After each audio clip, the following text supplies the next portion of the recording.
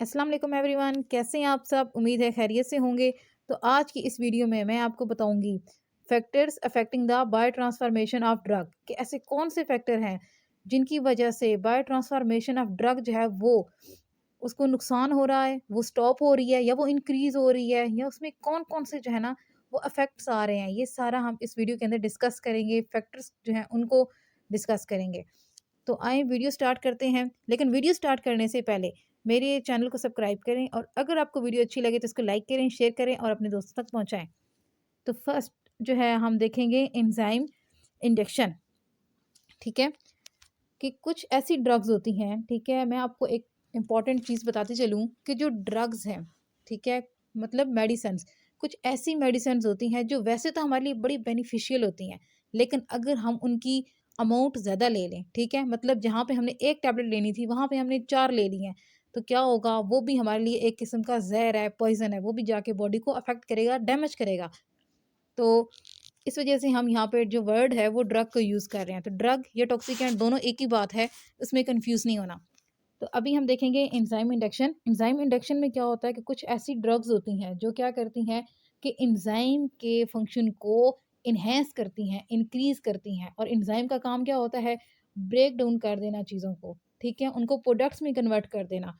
तो इस वजह से हम उन ड्रग्स को क्या कहते हैं, ये क्या कर रही हैं, ये ऑटो मेटाबॉलिज्म कर रही हैं, मीन्स कि वो खुद ही उसकी मेटाबॉलिज्म यानी उसकी एक्टिविटी को तेज़ कर रही हैं। अगर एंजाइम एक नॉर्मल एक्टिविटी करे, ठीक है, एक नॉर्मल रेट पे चले फिर तो ठीक है, लेकिन अगर उसकी एक्टिविटी ज़्यादा हो जाए, ठीक है, उसकी इन्हेंस हो जाए, एक लिमिट से क्रॉस कर जाए, तो क्या होगा कि ऑटोफैगी स्टार्ट हो जाएगी। एंजाइम्स क्या करेंगे, अपने सेल्स को खुद ही खाना शुरू कर देंगे, ठीक है, वो ओवरऑल खुद ही टिश्यू को, इन सब चीज़ों को डैमेज करेंगे, क्योंकि जो ड्रग है उसने आके एंजाइम की एक्टिविटी जो है उसको तेज़ कर दिया है। तो नीचे जो है ये हमारे पास एक पिक है, इसमें आप देख सकते हो किस तरह सबस्ट्रेट जो है, ठीक है, वो आके लगा है। सबस्ट्रेट लगेगा, ठीक है, ये देखें इनका कम्प्लेक्स बन गया है, और उसके बाद क्या हुआ, यहाँ पे रिएक्शन हुआ है, दैट्स वाई कि एट द एंड प्रोडक्ट जो है वो रिलीज़ हो गई है और एंजाइम जो है वो अवेलेबल है। लेकिन अगर इस नॉर्मल एक्टिविटी के अंदर कोई चीज़ जाके एंजाइम के साथ लग जाए, ठीक है, और उसको इंड्यूस करे कि वो जल्द अज़ जल्द चीज़ों को कन्वर्ट करे, तो फिर वहाँ पे क्या हो जाएगी, प्रॉब्लम हो जाएगी, डैमेज हो जाएगा। तो दूसरा फैक्टर जो है वो है एंजाइम इनिबिशन। एंजाइम इनिबिशन में क्या है कि ऐसी ड्रग्स होंगी, ठीक है, ऐसे टॉक्सिकेंट्स होंगे जो एंजाइम को जाके रोकेंगे काम करने से, ठीक है, मतलब उसने इंड्यूस किया था जो पहले वाली थी, लेकिन अब ये जो ड्रग जो है ये क्या करेगी, एंजाइम की या तो एक्टिव साइट के ऊपर लग जाएगी, ठीक है, ये जो इसकी एक्टिव साइट है जहाँ पे उसने जाके रिएक्शन करना है, ठीक है, सबस्ट्रेट ने यहाँ पे बाइंड करना है, तो वो यहाँ पे लग जाएगी और सबस्ट्रेट को बाइंड नहीं होने देगी। मतलब ये कि कंपटीशन करेगी, ठीक है, compete करेगी जगह के लिए सबस्ट्रेट के साथ, तो ये क्या करेगी, उसको इनहिबिट कर देगी। या फिर क्या होगा, जो टॉक्सिकेंट होगा वो इसकी ये इधर, ठीक है, पीछे किसी भी साइड पे लग जाएगा, जिसकी वजह से क्या होगा कि उसका पूरा स्ट्रक्चर ख़राब हो जाएगा। जब स्ट्रक्चर ख़राब हो जाएगा तो बेचारा सबस्ट्रेट घूमता रहेगा, लेकिन वो एंजाइम के साथ बाइंड नहीं कर पाएगा, क्योंकि उसका जो स्ट्रक्चर है वही सारा डिस्टॉर्ट हो गया है। तो ये क्या है, ये एंजाइम इनिबिशन है। ऐसी बहुत सी ड्रग्स हैं जो क्या करती हैं, एंजाइम इनिबिशन कर देती हैं, जिसकी वजह से उनकी प्रॉपर फंक्शनिंग जो होती है वो डिस्टर्ब हो जाती है।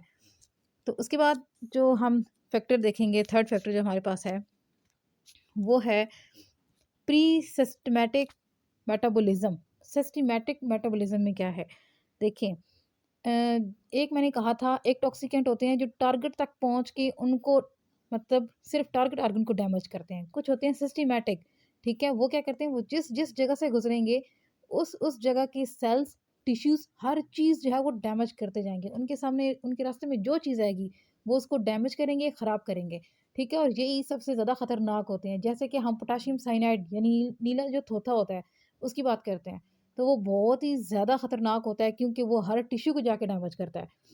तो अगर ड्रग जो है वो मतलब सिस्टमैटिक नहीं है, वो अगर अगर वो सिस्टमैटिक नहीं है, टारगेट ऑर्गन वाली है, ठीक है, तो उसकी बायो अवेलेबिलिटी जो है ना वो भी, मतलब वो इतनी ज़्यादा नहीं होगी, ठीक है, उसने टारगेट तक पहुँचते पहुँचते ही कम हो जाना है। रास्ते में ज़ाहिर सी बात है, फ्रैक्शंस हैं, काफ़ी सारी चीज़ें हैं, ठीक है, जब वो वहाँ से गुजरेगी तो उसकी अमाउंट जो है वो कम हो जाएगी, ठीक हो गया। लेकिन अगर सिस्टमैटिक है तो इसका मतलब क्या, कि वो जहाँ जहाँ से गुजर रही है ना वो हर चीज़ तबाह कर रही है, ठीक है। तो ये चीज़ जो है, ये फैक्टर भी बहुत डिपेंड करता है कि आपके पास जो ड्रग है वो किस किस्म की है, वो सिस्टमैटिक है या टारगेट वाली है। तो ये उसके बाद जो है उसमें रूट्स जो है वो भी डिपेंड कर रहे होते हैं, ठीक है, कि कौन से रूट से ली गई है ड्रग। ठीक है, अगर ड्रग जो है ये सारे रूट्स जो हैं ये हम पहले स्टडी कर चुके हैं कि ड्रग आपने किस तरह ली है।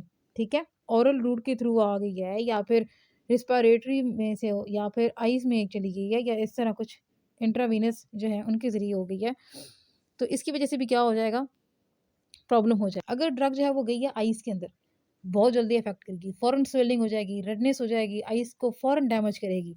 अगर गई है इंट्रावीनस तो इट्स मीन कि वो दोबारा जो है ना बहुत ही ज़बरदस्त वाला इफ़ेक्ट करेगी, ठीक है? क्योंकि वो सीधी गई है ब्लड के अंदर है। अगर वो हार्ट को डैमेज करने वाली है या फिर ये आर्टरीज़, वेन्स इनको डैमेज करने वाली है, तो वो क्या करेगी, वो सारे ब्लड को ही डैमेज कर देगी, सारे उसका जो सिस्टम है वही ख़राब कर देगी। फिर तो इंसान के अंदर बचे ही कुछ नहीं, ठीक है? अब बात करेंगे जेनेटिक्स की, तो जेनेटिक्स जो है वो बहुत इम्पोर्टेंट है। वो इसलिए इम्पोर्टेंट है क्योंकि हमें पता है हमारे पास क्या है, क्रोमोसोम्स होते हैं, ठीक है, उसके बाद डीएनए है, तो जीन्स होती हैं। हर के लिए भी जो है ना जो मैसेज होता है, जो इंफॉर्मेशन होती है वो इनकोड होती है, ठीक है, डीएनए के पास यानी जीन्स के पास होती है वो, ठीक है। तो यहाँ पे क्या होगा कि मतलब अब एंजाइम्स बनने हैं, ठीक है, कोई टॉक्सिकेंट आ गया है, ठीक है, या कोई भी इम्यून सिस्टम करना है या कुछ भी करना है, कोई भी वर्किंग करनी है, उसके लिए क्या बनाने हैं, एंजाइम बनाने हैं या प्रोटीन बनानी है। तो क्या करना होगा कि सबसे पहले जो डीएनए है, ठीक है, वहाँ से होगी ट्रांसक्रिप्शन, मैसेंजर आरएनए बनेगा, फिर वो वहाँ से निकल के आएगा सेल के अंदर। तो फिर क्या करेगा, वो राइबोसोम के साथ बाइंड करेगा और वहाँ पे क्या बनाएगा, अमीनो एसिड की चेन बनाएगा और फिर वो मॉडिफाई होगी और उससे क्या बनेंगे, प्रोटीन्स। अब वो प्रोटीन्स को किस किस्म की हैं, वो ट्रांसपोर्टर हैं, चैनल हैं, वो या कौन से हैं, तो वहाँ पे वो प्रोटीन कौन से बनेंगे, वो बनेंगे प्रोटीन एंजाइम वाले, ठीक है। तो अब सारा जो है वो सिस्टम किसका आ रहा है, जेनेटिक्स का आ रहा है, मेन रोल जेनेटिक्स का है। और अगर कोई टॉक्सिकेंट फॉर एग्जांपल कोई रेडिएशंस है, ठीक है, कोई रेडिएशंस हैं या फ्री रेडिकल्स हैं जिनकी मैं कल बात कर रही थी, तो अगर वो जाके डीएनए को कर देते हैं डैमेज, जब डीएनए ही डैमेज हो गया है, ठीक है, हो सकता है वो जो जीन थी जिसने एक स्पेसिफिक एंजाइम जो है उसको इनको कोड करना था, ठीक है, उसको बनाने में हेल्प करनी थी, जब वही ख़त्म हो जाएगी तो फिर क्या होगा कि ओवरऑल किसी चीज़ का कोई फ़ायदा नहीं, ठीक है। मीन्स के डीएनए जो है वही ख़राब हो गया है, ठीक है। तो इस वजह से क्या होगा, एंजाइम्स बनेंगे ही नहीं। और ड्रग जो आ गई है या मतलब ये कि ओवरऑल जो पूरा सिस्टम है वो डाउन पड़ जाएगा, एंजाइम्स ही नहीं है वर्किंग के लिए, और फिर क्या होगा, हेल्थ जो है वो बहुत डाउन हो जाएगी और इस तरह जो ह्यूमन बीइंग है उसकी डेथ बहुत जल्दी हो जाएगी, क्योंकि उसके पास जो उसका सिस्टम है, ठीक है, उसकी जेनेटिक्स उसी में मसला आ गया है।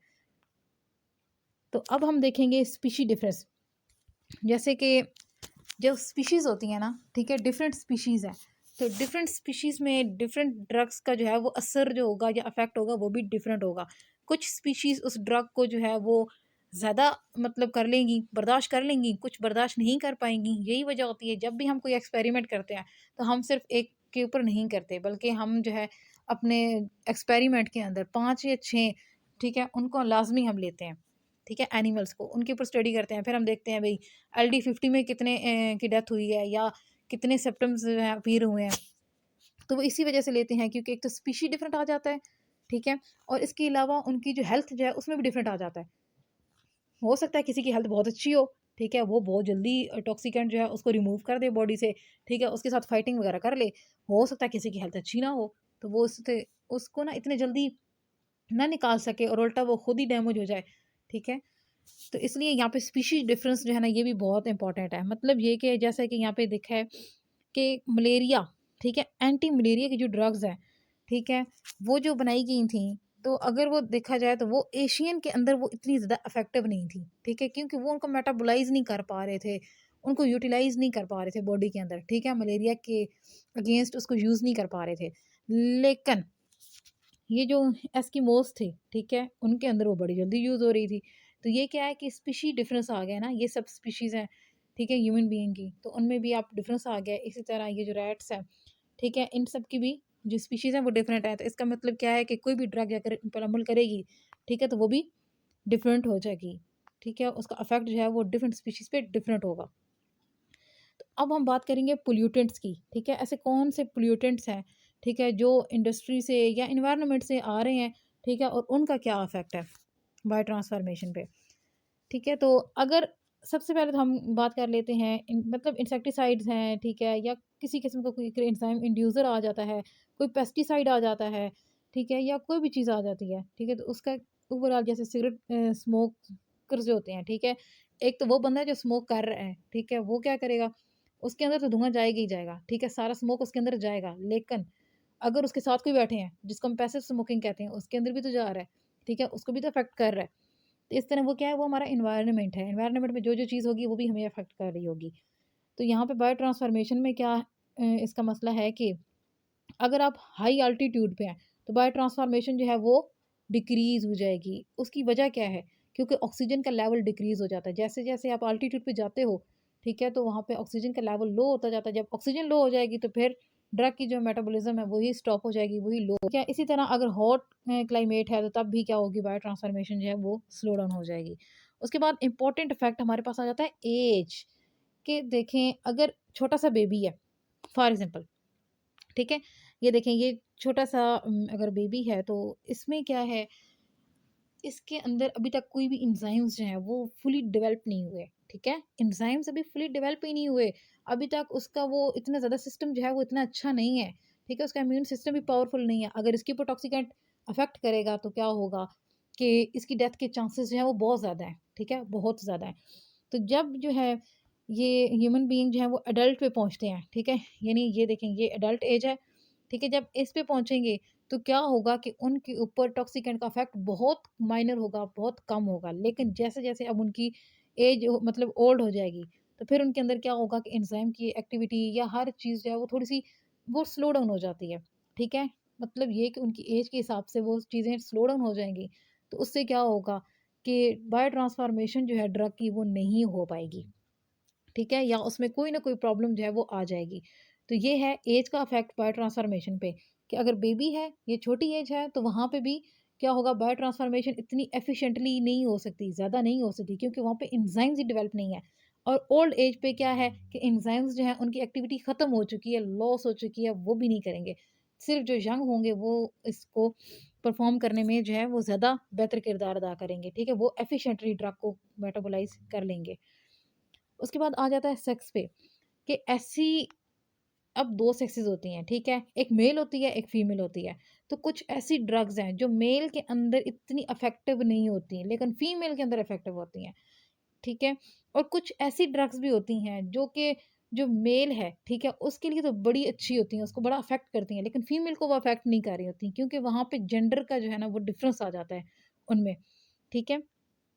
और ख़ास तौर पे जब गर्ल जो है वो प्रेग्नेंट होती है, ठीक है? तो उसमें क्या होता है कि उसके पास बहुत सारी जो डोज़ेज़ होती हैं, ठीक है? और मेटाबोलिक जो रेट है वो हाई हो जाता है, ठीक है? इसी वज़ह से वो उस टाइम उसको मेडिसिन्स दी जाती हैं बहुत सारी, वो ईज़िली मेटाबोलाइज़ कर लेती है, ठीक है? उसको कोई परवाह नहीं होती क्योंकि उसका मेटाबॉलिज़्म जो है वो नेचुरली बहुत ज़्यादा हाई हो जाता है, ठीक है? जब वो मतलब बेबी बर्न हो जाता है तो उसके बाद दोबारा उसकी बॉडी जो है वो नॉर्मल साइज़ जो है नॉर्मल जगह पे आ जाती है। फिर क्या होता है कि फिर मेटाबॉलिज़्म जो है वो नॉर्मल हो जाती है। तो इसके बाद जो हम चीज़ देखेंगे वो है ड्रग ड्रग इंटरैक्शन, ठीक है? फॉर एग्ज़ाम्पल सम टाइम क्या होता है कि मतलब डॉक्टर्स के पास जब हम जाते हैं मेडिसिन्स लेने, ठीक है? तो वो हमें 3 या 4 किस्म की टैबलेट्स दे देते हैं या कोई सिरप वगैरह भी दे देते हैं। तो वो क्या है वो ड्रग ड्रग इंटरैक्शन है कि मतलब अगर ये 2 टैबलेट्स मिला के लोगे तो इसका ये इफ़ेक्ट होगा, ठीक है? या अगर ये 2 मेडिसिन्स मिला के लोगे तो उनका ये इफ़ेक्ट होगा, ठीक है? तो ये क्या है ड्रग ड्रग इंटरैक्शन है। जब 2 ड्रग्स या 3 ड्रग्स आपस में मिलती हैं तो उनका बहुत ज़्यादा बहुत बेहतर इफ़ेक्ट आता है, ठीक है? और ये भी जो है ये भी चीज़ किसको अफ़ेक्ट करती है जाके सीधा जो है बायो ट्रांसफॉर्मेशन को अफ़ेक्ट कर रही होती है, मेटाबॉलिज़्म को अफ़ेक्ट कर रही होती है। और ये डिसाइड हो जाता है कि वो एंज़ाइम को इंड्यूस करेंगी या फिर उसको इन्हिबिट करेंगी। अब जो है 10 इफ़ेक्ट जो है वो है न्यूट्रिशन कि आपकी न्यूट्रिशन किस टाइप की है, किस टाइम का खाना खाते हैं आप, ठीक है? अगर आप जो है ज़्यादा खाना खाते हैं प्रोटीनियशियस, ठीक है? मतलब उसमें प्रोटीन ज़्यादा है, आप एग्स वगैरह खा रहे हैं, ठीक है? आप मीट वगैरह खा रहे हो, फिश वगैरह खा रहे हो तो उसमें प्रोटीन ज़्यादा है, ठीक है? अगर प्रोटीन्स आप ज़्यादा लेते हो और उसके बदले में क्या होगा कि वही प्रोटीन्स जब आगे मतलब मेटाबोलाइज़ होंगी, उनमें से जो है अमाइनो एसिड्स निकलेंगे, वो अमाइनो एसिड्स जो हैं वो यूटिलाइज़ होंगे जब न्यू एंजाइम्स बन रहे होंगे, ठीक है? बायो ट्रांसफॉर्मेशन के लिए। अगर आपकी डाइट में प्रोटीन बहुत कम है, ठीक है, ये तो अभी मैं एग्जांपल दे रही हूँ ना प्रोटीन की, कि अगर डाइट में प्रोटीन कम है, अमाइनो एसिड्स ही नहीं है, तो फिर कहाँ के एंजाइम्स, ठीक है? वो जब एंजाइम्स ही नहीं बनेंगे, आपने अमाइनो एसिड्स जो हैं आपने दिए ही नहीं, ठीक है? आपने प्रोटीन खुराक में ली ही नहीं, तो उससे क्या होगा कि ओवरऑल सारा डैमेज जो है वो कॉज़ हो जाएगा, ठीक है? बिकॉज़ क्योंकि आपकी न्यूट्रिशन में जो है वो अमाइनो एसिड की डिप्लीशन हो गई है, ठीक है? कमी हो गई है। तो इसी तरह क्या है कि कुछ डिजीज़ेज़ होती हैं जो न्यूट्रिशन के ऊपर बहुत ज़्यादा बेस कर रही होती हैं, तभी कहते हैं कि हमेशा जो अपनी डाइट है ना वो अच्छी रखें, ठीक है? Health is wealth. तो नेक्स्ट जो है वो हम देखते हैं पैथोलॉजिकल कंडीशंस, ठीक है? तो पैथोलॉजिकल कंडीशंस जो हैं इसमें हम क्या देखेंगे कि मतलब एक होता है हेल्दी इंसान, बिल्कुल हेल्दी है, कोई डैमेज नहीं है, कोई डिज़ीज़ नहीं है, अगर टॉक्सिकेंट गलती से चला भी गया, वो बंदा बच जाएगा। ठीक है? जैसे कि कोरोना के भी अभी यही देखा जा रहा था। जो हेल्दी थे, ठीक है? वो मतलब किसी हद तक बच जाते थे। लेकिन जिनको पहले से ही बीमारियाँ हों, ठीक है? पहले से ही बहुत सारी डिसीज़ेज़ हों, जैसे कि अगर किसी को लंग्स दमा-शमा था, ठीक है?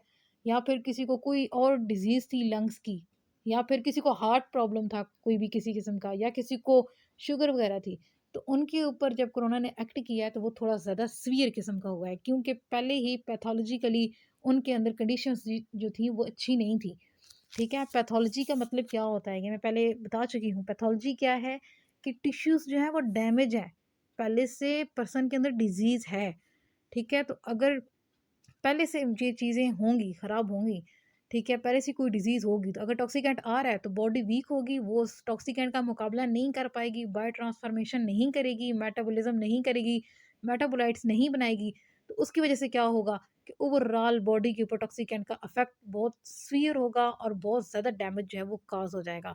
जैसे कि यहाँ पे देखें, अगर कोई इंसान है, उसको कार्डियोवैस्कुलर डिज़ीज़ेज़ हैं, ठीक है? मतलब सबसे मेन प्रॉब्लम हार्ट का है। हम क्या कहते हैं जो बेस्ट व्हीकल होता है टॉक्सिकेंट का, वो क्या है? वो ब्लड है। अगर कोई टॉक्सिकेंट उस ब्लड के अंदर आ गया है, वो सीधा जाके उसने हार्ट को टारगेट करना है।